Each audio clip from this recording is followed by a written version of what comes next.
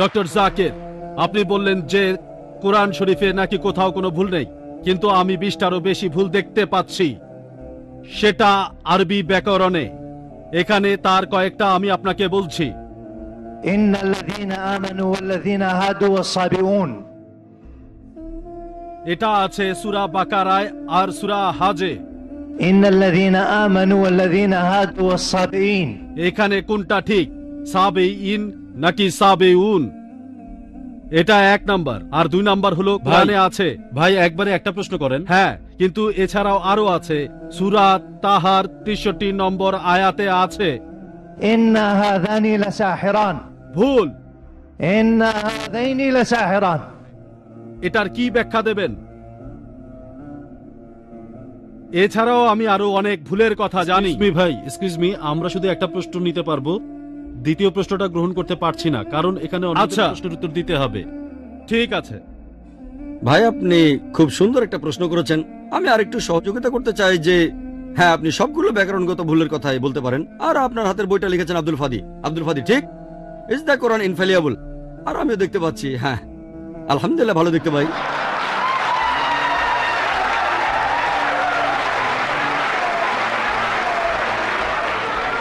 আমি এই 20টা ভুলের সবগুলোর উত্তর দেব, কারণ আমি বইটা পড়েছি। আমি সবগুলোর উত্তর দেব ইনশাল্লাহ, ইনশাল্লাহ। 1 নম্বর পয়েন্ট ভাই, 1 নম্বর পয়েন্ট। এখানে 1 নম্বর পয়েন্টটা যে আরবির সব ব্যাকরণ এসেছে কোরআন থেকেই। কোরআন হলো সর্বোচ্চ আরবি বই, যে বইটাতে সবচেয়ে উঁচু মানের সাহিত্য আছে। আরবি ভাষার সব ব্যাকরণ এসেছে কোরআন থেকেই। কোরআন হলো ব্যাকরণের মূল গ্রন্থ, আর কোরআন যেহেতু ব্যাকরণের মূল গ্রন্থ এবং সব ব্যাকরণ এসেছে কোরআন থেকেই, কোরআনে কোনো ভুল থাকতে পারে না। 1 নম্বর পয়েন্ট। 2 নম্বর পয়েন্ট, 2 নম্বর পয়েন্ট, 2 নম্বর পয়েন্ট। ব্যাপারটা এরকম যে একটা রুলার নিলেন, সেই রুলারের গায়ে দাগ কাটা আছে, তারপর বললেন যে মাপটা ভুল হয়েছে। এটা বেশ অযৌক্তিক। 2 নম্বর পয়েন্ট, আরবে আলাদা আলাদা বিভিন্ন গোত্র আছে। আপনি তো আরবি জানেন, ডক্টর উইলিয়াম ক্যাম্বেলও আমার সঙ্গে একমত হবেন যে আরবের গোত্রগুলোর মধ্যে ব্যাকরণ মাঝে মধ্যে বদলে যায়। কিছু কিছু আরবীয় গোত্রে যে শব্দটা স্ত্রীবাচক, অন্য আরেকটা গোত্রে সেই শব্দটা হয়তো পুরুষবাচক। একই শব্দ, তবে গোত্র ভেদে বদল হতে থাকে। এমনকি শব্দের লিঙ্গ বদলে যায়। তবে কি আপনি কোরআনকে সবগুলো ব্যাকরণ দিয়ে পরীক্ষা করবেন? না। আর এছাড়াও কোরআনের ভাষা এত উঁচু মানের যে এর কাছাকাছি কোনো সাহিত্য নেই। আর কোরআনের বিরুদ্ধে অনেক বই লেখা হয়েছে, ইন্টারনেটে গেলে দেখবেন 12টা ব্যাকরণের ভুল, 21টা ব্যাকরণের ভুল, আব্দুল ফাদি 20টা ব্যাকরণের ভুল। আপনার কি মনে হয় খ্রিস্টানরা এই ভুলগুলো বের করেছে?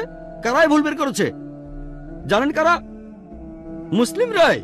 মুসলিম পণ্ডিতরা, যেমন জামাকশারি, তারাই করেছেন।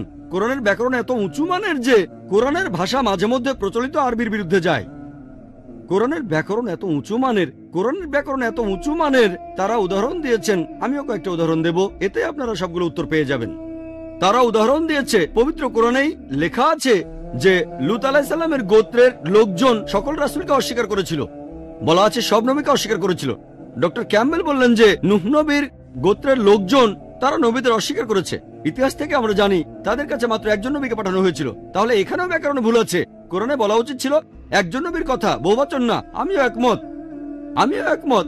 আর আমার আপনার মতো লোকের কাছে মনে হবে এটা ব্যাকরণের ভুল। কিন্তু যদি আপনারা আরবদের লেখা বইগুলো পড়ে থাকেন, কোরআনের আসল সৌন্দর্য কি? সৌন্দর্যটা হলো কোরআনে কেন একজন নবীর কথা না বলে নবীদের কথা বলা হয়েছে। কেন জানেন? কারণটা আমরা জানি। সকল নবীগণের হেদায়েতের বাণী মূলত একটাই, যে ঈশ্বর একজনই। তাওহীদের বাণী, আল্লাহ সুবহানাহু ওয়া তাআলার বাণী। লূত আলাইহিস সালামের লোকজন আর নূহ আলাইহিস সালামের লোকজন তাদের নবীকে অস্বীকার করেছিল, আর পরোক্ষভাবে নিজেদের নবীকে অস্বীকার করে তারা সকল নবীদেরই অস্বীকার করেছিল।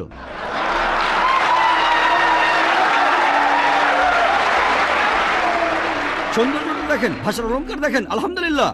আপনার মনে হতে পারে এটা ব্যাকরণের ভুল, কিন্তু এটা ভুল নয়। একইভাবে নূর সারওয়ার নামে একজন বলেছেন যে কোরআন বলছে কুন ফায়াকুন, হওয়ার হয়ে যায়। এটা নাকি হবে কুন ফা কানা, হ বললে হয়ে যেত। হ্যাঁ, আরবিতে ফার্স্ট টেন্সে কুন ফা কানা হবে, কুন ফায়াকুন নয়। কুন ফায়াকুনের আরো ব্যাপক অর্থ। বলা হচ্ছে আল্লাহ করেছিলেন, করছেন আর করবেন, অতীত, বর্তমান, ভবিষ্যৎ। Thank you doctor Naik. এরপরের প্রশ্ন করবেন সামনের মাইক থেকে, এখান থেকে ডক্টর উইলিয়াম ক্যাম্পেলের উদ্দেশ্যে।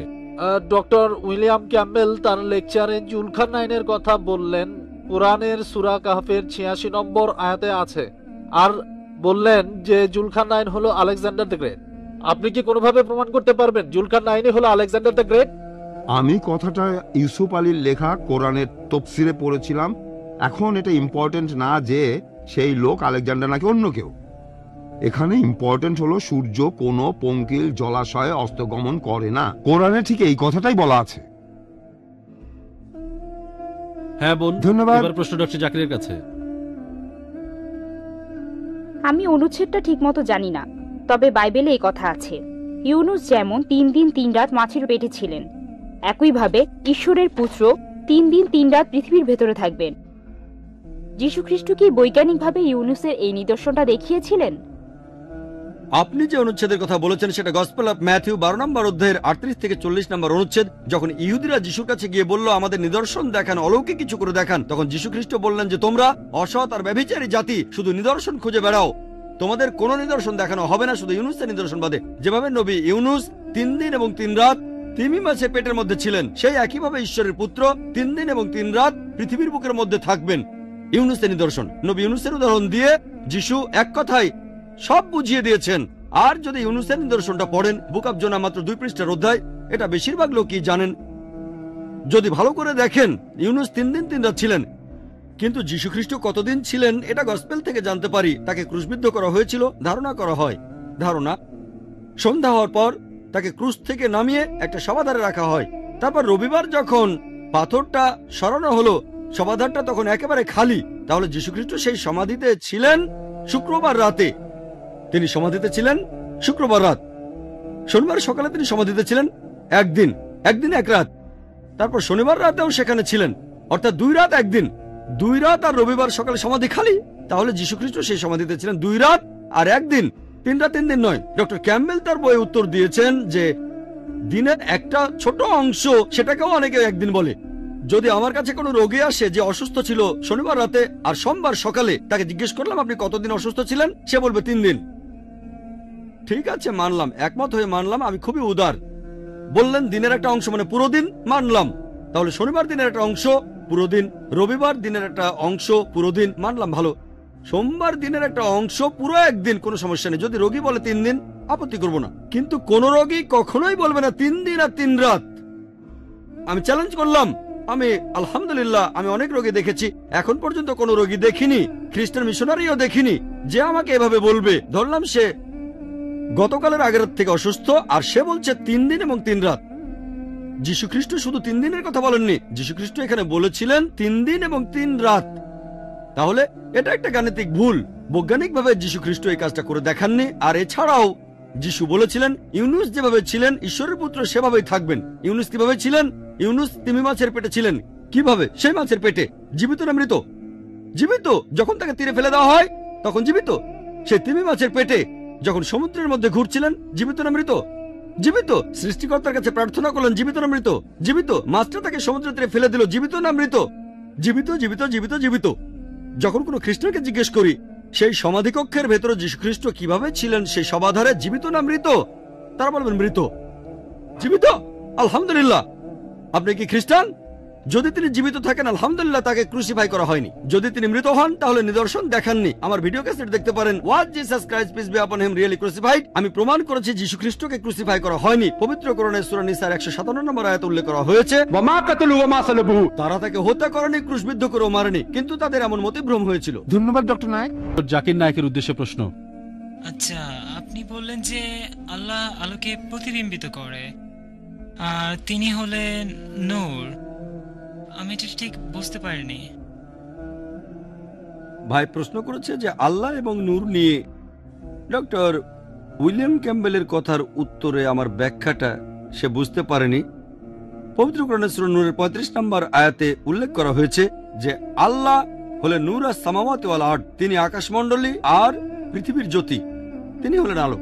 পবিত্র কোরআনের এই জ্যোতি শব্দের অর্থ প্রতিবিম্বিত আলো, ধার করা আলো। আর ভাই প্রশ্ন করেছে আল্লাহরও কি ধার করা আলো আছে কিনা। এই আয়াতের বাকি অংশটা পড়লে উত্তরটা পাওয়া যাবে। বলা আছে তার জ্যোতি যেন দীপাধার, যার মধ্যে আছে একটি প্রদীপ, প্রদীপের নিজস্ব আলো থাকে। এর অর্থ আল্লাহর নিজেরই আলো রয়েছে আর তিনি নিজেই নিজের আলো হয়ে প্রতিবিম্বিত হচ্ছেন। আল্লাহ সুবহানাহু ওয়া তাআলা নিজের আলোকে আবার নিজেই প্রতিবিম্বিত করছেন। যেমন হ্যালোজেন বাল্ব আপনারা দেখতে পাচ্ছেন, এর মধ্যে একটা টিউব আছে। এই ল্যাম্পটাকে আপনারা বলতে পারেন সিরাজ, ওয়াহাজ বা দিয়া, আর এর রিফ্লেক্টরটা হলো মুনির অথবা নূর, ধার করা আলো, প্রতিবিম্বিত আলো। আরেকটা কথা, এখানে যে আলোর কথা বলা হচ্ছে এটা আসলে সত্যিকারের কোনো আলো নয়, এটা আল্লাহ সুবহানাহু ওয়া তাআলার আধ্যাত্মিক আলো। এটাই উত্তর, আশা করি আপনারা সবাই বুঝতে পেরেছেন। আর সময় যেহেতু আর একটু আছে তাই অন্য প্রসঙ্গে বলি। ডক্টর উইলিয়াম ক্যাম্বেল নূহ আলাইহিস সালাম সম্পর্কে বললেন, আমি এখানে বাইবেল সম্পর্কে আলোচনা করব একমত হয়ে আর কোরআনের সাথে ভিন্ন মত হয়ে।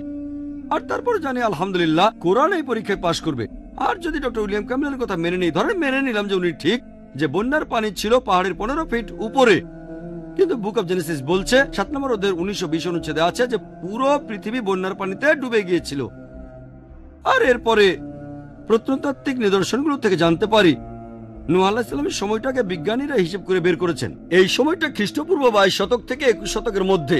আজকের প্রত্নতাত্ত্বিক নিদর্শনগুলো থেকে জানতে পারি যে ব্যাবিলনের 3য় রাজবংশের সম্রাটরা আর মিশরের একাদশ রাজবংশের ফারাওরা খ্রিস্টপূর্ব 22 শতক আর 21 শতক রাজত্ব করেছে, আর সেখানে কোনো বন্যা হয়নি, মহাপ্লাবন হয়নি। আজকের প্রত্নতাত্ত্বিক নিদর্শন বলে যে এটা অসম্ভব। খ্রিস্টপূর্ব 22 শতক থেকে 21 শতকের মহাপ্লাবনে পুরো পৃথিবী ডুবে গিয়েছিল। কোরআন এখানে কি বলছে? কোরআন কি বলছে? 1 নম্বর পয়েন্ট, কোরআনে কোনো সময়ের উল্লেখ নেই। এটা কি খ্রিস্টপূর্ব 21 শতক নাকি 50 শতক, এমন কোনো উল্লেখ নেই। 2 নম্বর পয়েন্ট, কোরআনে কোথাও বলা হয়নি যে পৃথিবী পানিতে ডুবে গিয়েছিল। এখানে বলা হয়েছে নূহ আলাইহিস সালাম আর তার কওমের লোকজনের কথা, তার গোত্রের কথা।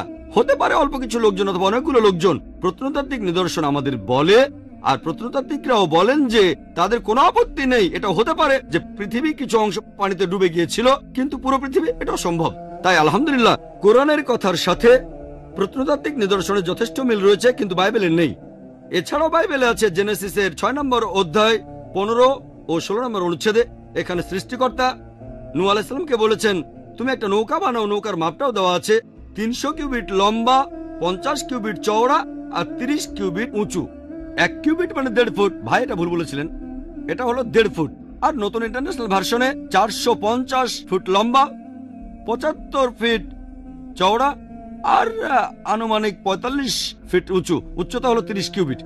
নৌকাটার ঘনত্ব হিসেব করে বের করেছি, এই ঘনত্বটা প্রায় 15 লক্ষ কিউবিক ফিট, আর আয়তন হলো 33,750 স্কোয়ার ফিট।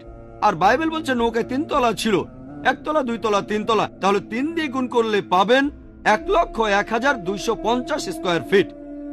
এটা হলো আয়তন। চিন্তা করেন, পৃথিবীর প্রত্যেকটা প্রাণীর এক জোড়া করে সেই নৌকায় উঠেছিল, যেটার আয়তন 1,01,250 স্কোয়ার ফিট। চিন্তা করেন, এটা কি সম্ভব? পৃথিবীতে লক্ষ লক্ষ প্রাণী আছে। যদি বলি এই অডিটোরিয়ামে আজকে 10 লক্ষ মানুষ আছে, বিশ্বাস করবেন? আমার মনে আছে গত বছরের কথা, কেরালাতে একটা লেকচার দিয়েছিলাম, সেখানে 10 লক্ষ লোক এসেছিল। সেটাই ছিল আমার সবচেয়ে বড় সমাবেশ, আলহামদুলিল্লাহ। 10 লক্ষ মানুষ। আমি মানুষজনের শেষ দেখি না, সেটা কোনো অডিটোরিয়ামে হয়নি, হয়েছিল একটা বড় বিচে। সবাইকে দেখতে পাচ্ছিলাম না, শুধু সামনের কয়েকজনকে দেখেছিলাম। সেখানে 10 লক্ষ মানুষ ছিল। আপনারা ভিডিও ক্যাসেট দেখলে বুঝবেন 10 লক্ষ আসলে কত বিশাল। যেমন আরাফাতের ময়দানে হজের সময় 25 লক্ষ লোক একত্রিত হয়, কিন্তু 1,01,250 স্কোয়ার ফিটের মধ্যে অথবা 15 লক্ষ কিউবিক ফিটের মধ্যে এটা কোনোভাবেই সম্ভব না। আর এভাবে সবাই 40 দিন সেখানে ছিল, খাচ্ছে, প্রকৃতিটাকে সাড়া দিচ্ছে। যদি বলি এখানে 10 লক্ষ মানুষ আছে, বিশ্বাস করবেন? তাই নিরপেক্ষভাবে বলতে গেলে বাইবেলের মধ্যে বেশ কিছু বৈজ্ঞানিক ভুল আছে। আমার প্রশ্ন ডাক্তার জাকির নায়েকের কাছে। খ্রিস্টানরা বৈজ্ঞানিকভাবে ট্রিনিটি ব্যাপারটার ব্যাখ্যা দেওয়ার চেষ্টা করে। এখানে তারা উদাহরণ হিসেবে বলে পানির কথা। পানি 3 আকারে থাকতে পারে, কঠিন, তরল আর বায়বীয়। তার মানে হতে পারে বরফ, পানি বা বাষ্প। একইভাবে একজন ঈশ্বর হলেন 3 জন মিলে একজন, অর্থাৎ পিতা, পুত্র ও পবিত্র আত্মা। এই ব্যাখ্যাটা কি বৈজ্ঞানিকভাবে সঠিক? আপনার উত্তরটা দেওয়ার আগে আমি একটা কথা বলে নেই। আমরা ঈশ্বরকে পরীক্ষা করব না, ঈশ্বরকে পরীক্ষায় ফেলবো না। এখানে ঈশ্বরকে পরীক্ষা করছি না, পরীক্ষা করতে চাচ্ছি মানুষকে। আমরা ঈশ্বরকে পরীক্ষা করব না, তবে আপনাকে পরীক্ষা করছি। ঈশ্বর কথা দিয়েছেন যে কোন বিশ্বাসী যদি বিষ পান করে সে তাহলে মরবে না, সে বিদেশি ভাষায় কথা বলতে পারবে। ঈশ্বরকে পরীক্ষা করছি না, ঈশ্বর ঠিক বলেছেন। তিনি নিশ্চিত করবেন যাতে বিশ্বাসীরা কথা বলতে পারে। আমরা পরীক্ষা করছি আপনি বিশ্বাসী কিনা। এবারে প্রশ্নে আসি। বোন বললেন যে অনেক খ্রিস্টানই বলেন যে বৈজ্ঞানিকভাবে তারা ট্রিনিটির ধারণা প্রমাণ করতে পারবে। যেমন ধরেন, পানি 3 অবস্থায় থাকে, কঠিন, তরল আর বায়বীয়, অর্থাৎ বরফ, পানি আর বাষ্প। একইভাবে ঈশ্বর থাকেন 3 অবস্থায়, পিতা, পুত্র, পবিত্র আত্মা। এর উত্তরে কি বলবো? আর এটা কি বিজ্ঞানসম্মত? বৈজ্ঞানিকভাবে আমি মেনে নিচ্ছি যে পানি 3 অবস্থায় থাকে, কঠিন, তরল, বায়বীয়, বরফ, পানি আর বাষ্প। কিন্তু বৈজ্ঞানিকভাবে এটাও জানি যে পানির উপাদান সবসময় একই থাকে, H2O, হাইড্রোজেনের 2টো আর অক্সিজেনের 1টা পরমাণু থাকে। উপাদানের পরিবর্তন হয় না, পানির উপাদান একই থাকে, শুধু আকৃতির পরিবর্তন হয়। কোনো সমস্যা নেই। এখন আমরা ট্রিনিটির ধারণা দেখব। ট্রিনিটির ধারণা, পিতা, পুত্র, পবিত্র আত্মা। এখানে বদলাচ্ছে আকার। আচ্ছা, তর্কের খাতিরে মেনে নিলাম, উপাদানটা কি বদলাচ্ছে? ঈশ্বর আর পবিত্র আত্মা রক্তমাংসের নয়, আর মানুষ তৈরি হয় রক্তমাংস দিয়ে। উপাদান এক নয়। মানুষের খাওয়ার দরকার হয়, ঈশ্বরের কখনো কিছু খাওয়ার দরকার নেই, তারা এক উপাদানের নয়। আর যীশুখ্রিস্ট এই কথাটার প্রমাণ দিয়েছেন নিজেই গসপেল অফ লুক 24 নম্বর অধ্যায়ের অনুচ্ছেদ 34 থেকে 39-এ। যিশু বলেছেন যে আমার হাত পা দেখো, আমাকে স্পর্শ করে দেখো, কারণ আত্মার অস্থি মাংসের শরীর থাকে না। তিনি বলেছেন আমাকে স্পর্শ করে দেখো, আমার হাত পা দেখো, আত্মার অস্থি মাংসের শরীর থাকে না। যিশু হাত বাড়িয়ে দিলেন, শিষ্যরা দেখলো, তার আনন্দে উৎফুল্ল হলো। তিনি তাদের বললেন, তোমাদের কাছে কি খাওয়ার মতো কিছু আছে? তারা তাকে ভাজা মাছ আর মধু এনে খেতে দিল। যিশু খেলেন কি প্রমাণ করতে? তিনি ঈশ্বর। এই জন্য যে তিনি ঈশ্বর না, খাবার খেলেন। অস্থিমাংসের শরীর, আত্মার অস্থিমাংসের শরীর থাকে না। এটাই প্রমাণ হয় যে পিতা, পুত্র আর পবিত্র আত্মার উপাদানগুলো এক নয়। পিতা, যীশুখ্রিস্ট আর পবিত্র আত্মা সব মিলিয়ে সৃষ্টিকর্তা। আর ট্রিনিটির এই মতবাদ, এই ট্রিনিটির শব্দটা বাইবেলের কোন জায়গায় খুঁজে পাবেন না। ট্রিনিটি শব্দটা বাইবেলে নেই, কিন্তু কোরআনের শব্দটা আছে। পবিত্র কোরআনের সূরা নিসার 171 নম্বর আয়াতে উল্লেখ করা হয়েছে, ওয়ালা তাকুলু সালাসা, তোমরা ট্রিনিটি বলো না, ইনতাও খায়রুল লাকুম, এটাই তোমাদের জন্য কল্যাণকর। এছাড়াও পবিত্র কোরআনের সূরা মাইদা 73 নম্বর আয়াতে উল্লেখ করা হয়েছে, লাকাদ কাফারাল্লাযিনা ক্বালু ইন্নাল্লাহু সালিসু সালাসা, তারা কুফরি করছে, ধর্মের অবমাননা করছে, যারা বলে যে আল্লাহ তো 3-এর মধ্যে একজন, 3 স্রষ্টার একজন। আর ঈসা আলাইহিস সালাম কখনোই বলেননি যে তিনি ঈশ্বর। ট্রিনিটির এই মতবাদ বাইবেলের কোথাও নেই। একমাত্র যে অনুচ্ছেদটা ট্রিনিটির কাছাকাছি আসতে পারে সেটা হচ্ছে ফার্স্ট এপিস্টল অফ জনের 5 নম্বর অধ্যায়ের 7 অনুচ্ছেদ। এখানে বলা আছে স্বর্গের মালিক হলেন 3 জন, পিতা, পুত্র এবং পবিত্র আত্মা, আর এই 3 জন একই। কিন্তু যদি নতুন রিভাইজড ভার্সনটা দেখেন, যেটা সংশোধন করেছেন 32 জন বিশেষজ্ঞ, খ্রিস্টান বিশেষজ্ঞ, উঁচু পর্যায়ের ধর্মীয় নেতা, যাদের পেছনে রয়েছে 50টা খ্রিস্টান ডিনোমিনেশন, তারা বলেছেন বাইবেলের এই অনুচ্ছেদ ফার্স্ট এপিস্টল অফ জন 5 নম্বর অধ্যায় 7 নম্বর অনুচ্ছেদটা অন্যায়ভাবে ঢোকানো হয়েছে। এটা বানোয়াট, আষাঢ়ে গল্প, এটা বাইবেল থেকে বাদ দেওয়া হয়েছে। যীশুখ্রিস্ট কখনোই নিজেকে ঈশ্বর বলে দাবি করেননি। গোটা বাইবেল স্পষ্ট করে বলে এমন একটা অনুচ্ছেদ পাবেন না যেখানে যীশুখ্রিস্ট নিজের মুখে বলেছেন যে আমি ঈশ্বর, আমার উপাসনা করো। আপনি যদি বাইবেল পড়েন তাহলে দেখবেন গসপেল অফ জনের 14 নম্বর অধ্যায়ের 28 অনুচ্ছেদে বলা আছে আমার পিতা আমার চেয়ে মহান। গসপেল অফ জনের 10 নম্বর অধ্যায়ের 29 অনুচ্ছেদ বলছে আমার পিতা সবার চেয়ে মহান। গসপেল অফ ম্যাথিউ 12 নম্বর অধ্যায়ের 28 অনুচ্ছেদে আছে আমি ঈশ্বরের আত্মার সাহায্যে শয়তানকে তাড়িয়ে দিই। গসপেল অফ লুক 11 নম্বর অধ্যায় 20 নম্বর অনুচ্ছেদ আমি ঈশ্বরের আঙ্গুলের সাহায্যে শয়তানকে তাড়িয়ে দিই। গসপেল অফ জন 5 নম্বর অধ্যায় 30 নম্বর অনুচ্ছেদ আমি নিজের থেকে কিছু করতে পারি না।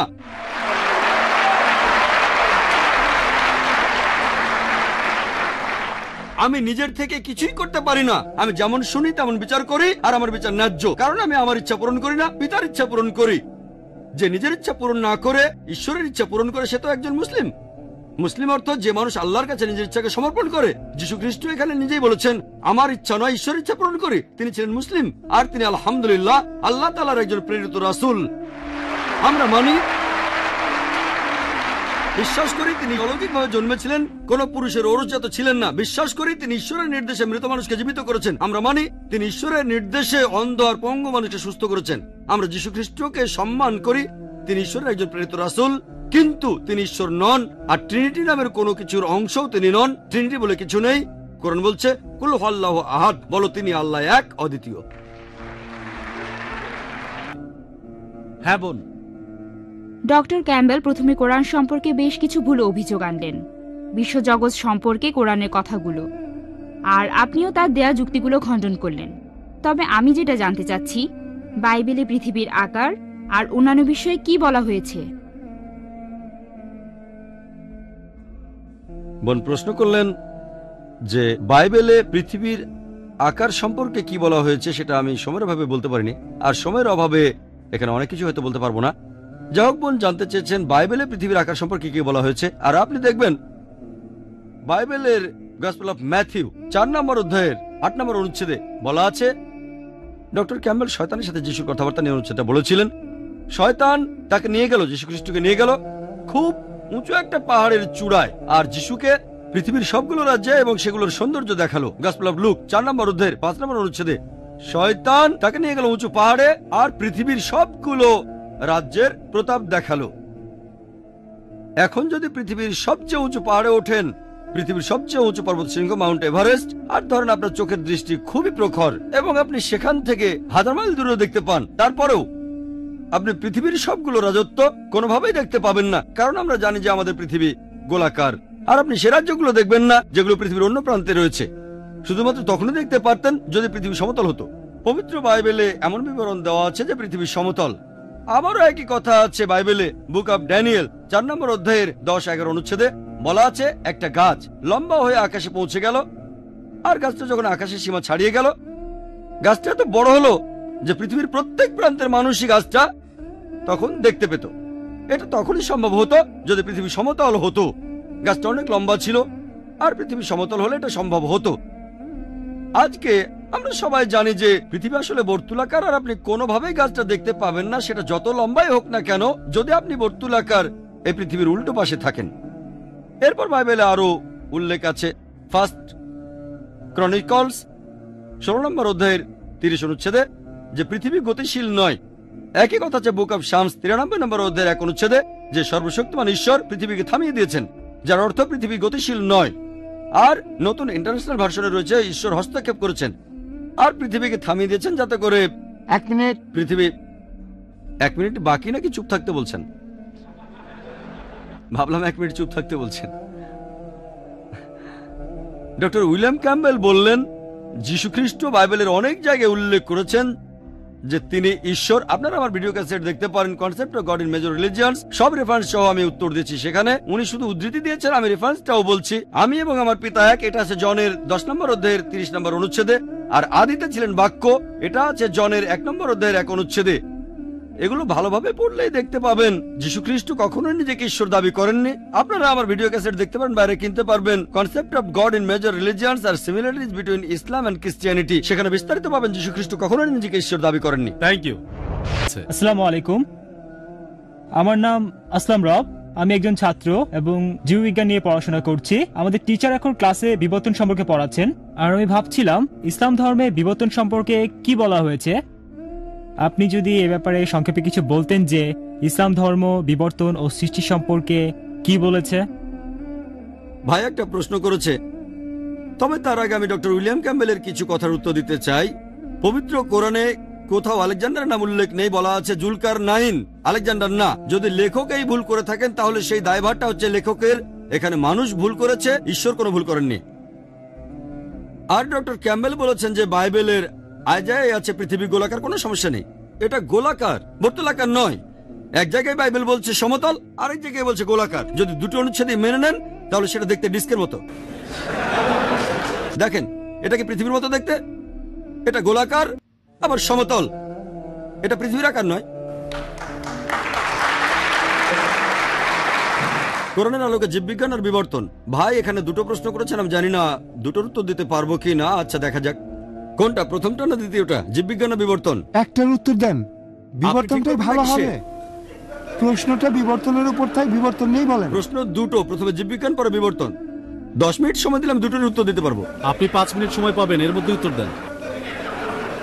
আচ্ছা ঠিক আছে, আমি চেয়ারপারসন মিস্টার স্যামুয়েল নামানের কথাই মেনে নিচ্ছি, শুধু বিবর্তনের কথাই বলবো। বিস্তারিত জানতে আমার ভিডিও ক্যাসেট দেখবেন, কোরআন অ্যান্ড মডার্ন সায়েন্স। আমরা যখনই বিবর্তনের কথা বলি বেশিরভাগ লোকই ডারউইনের থিওরির কথা বলে। চার্লস ডারউইন সমুদ্র ভ্রমণে গিয়েছিলেন বিগল নামে একটি জাহাজে, আর তিনি গ্যালাপাগোস নামে একটি দ্বীপে গিয়েছিলেন, সেখানে অনেক পাখিকে খুঁটে খেতে দেখে লক্ষ্য করলেন যে পাখিগুলোর ঠোঁট লম্বা। তখনই তিনি প্রাকৃতিক নির্বাচনের কথা ভেবেছিলেন। আর থমাস থমটন নামে এক বন্ধুকে চিঠি লিখেছিলেন, এটা 19 শতকের কথা। তিনি লিখেছিলেন, এই প্রাকৃতিক নির্বাচনের পক্ষে কোনো প্রমাণ আমার হাতে নেই, কিন্তু এই থিওরিটা থাকলে আমি প্রজননবিদ্যা সহ আরো অনেক কিছুর ব্যাখ্যা করে দেখাতে পারবো। ডারউইনের থিওরি আসলে প্রমাণিত সত্য নয়, এটা শুধু একটা থিওরি। আমি আমার লেকচারের শুরুতে পরিষ্কার করে বলেছিলাম, কোরআন কোন থিওরির বিপক্ষে যেতে পারে, কারণ থিওরি পথ বদলাতে পারে, কিন্তু কোরআন কোনো প্রতিষ্ঠিত সত্যের বিরুদ্ধে যাবে না। আর স্কুলে আমাদের শেখানো হয়েছে ডারউইনের থিওরি একটা বৈজ্ঞানিক সত্যি, এটা ঠিক নয়। এই থিওরির পক্ষে কোনো প্রমাণ নেই, এখানে অনেক ফাঁক আছে। আর কেউ কেউ বন্ধু বা সহকর্মীদের সাথে ঠাট্টা করে একথা বলে যে তুমি যদি ডারউইনের সময় পৃথিবীতে থাকতে তাহলে ডারউইনের থিওরিটা প্রমাণ হয়ে যেত। আসলে তাকে বলা হচ্ছে দেখতে বাঁদরের মতো। ডারউইনের থিওরিতে অনেক ফাঁক আছে। আর আমি মানুষের পূর্বপুরুষদের কথা জানি, হোমিনিড, তারপর লুসি, অস্ট্রালোপিথেকাস, তারপরে হোমো ইরেক্টাস, নিয়ান্ডারথাল ম্যান, ক্রো ম্যাগনান। আরো জানতে আমার ভিডিও ক্যাসেট দেখতে পারেন। মলিকিউলার বায়োলজিতে ফ্রান্সিস ক্রেগের কথা অনুযায়ী এটা একেবারে অসম্ভব যে পৃথিবীতে মানুষ বাদর থেকে এসেছে। ডিএনএ কোডিং বলে অসম্ভব। আমার ভিডিও ক্যাসেট দেখতে পারেন, সেখানে বিস্তারিত আছে। কিছু ব্যাপারে আমার কোনো আপত্তি নেই। জীববিজ্ঞানের ব্যাপারে পবিত্র কোরআনে সূরা আম্বিয়া 30 নম্বর আয়াতে উল্লেখ করা হয়েছে যে وجعلنا من الماء كل شيء حي أفلا يؤمنون। আমি প্রাণবান সবকিছু সৃষ্টি করলাম পানি হতে, তবু কি তারা ঈমান আনবে না? আজকে আমরা জানি যে পৃথিবীর সব প্রাণীর প্রাথমিক উপাদানে কোষের মধ্যে সাইটোপ্লাজম আছে, এর 90%ই হলো পানি। পৃথিবীর সব ধরনের প্রাণীর শরীরে আনুমানিক 50 থেকে 90%ই হচ্ছে পানি। চিন্তা করেন, আরবের সেই মরুভূমিতে কে ভাবতে পারতো যে সব প্রাণী পানি দিয়ে তৈরি? কোরআনে কথা বলেছে 1400 বছর আগে। ধন্যবাদ ডক্টর নায়েক। ধন্যবাদ। ধন্যবাদ ডক্টর নায়েক।